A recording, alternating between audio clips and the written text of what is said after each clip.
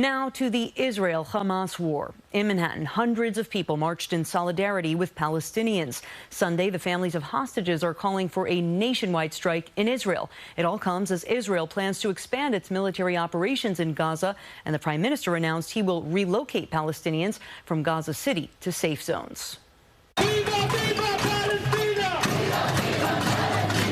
Pro-Palestinian activist Mahmoud Khalil kicked off Saturday's rally outside the New York Public Library near Bryant Park.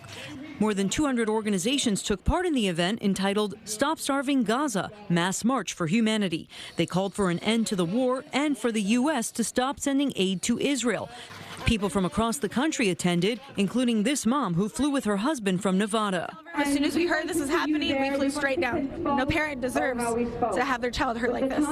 To go through and not be able to feed their children, that's an atrocity. The Council on American-Islamic Relations blasted the Trump administration for the State Department's announcement on X that it would halt visitor visas for individuals from Gaza while we conduct a full and thorough review of the process and procedures used to issue a small number of temporary medical humanitarian visas in recent days. The children are starving. I've been involved. I've done humanitarian aid work. Thousands and thousands of more people have died, and tens of thousands of people are now in threat of starvation. Attendees marched through the streets of Manhattan. It comes as Israel's prime minister announced Saturday it is preparing to move Palestinians from combat zones to southern Gaza as plans move ahead for a military offensive in some of the territory's most populated areas. Needed justice for the Gaza people. He's a war criminal. You can't have a war criminal administering in the Gaza and the West Bank. It's outrageous. Meanwhile, anxious families of Israeli hostages called for a nationwide day of stoppage in Israel Sunday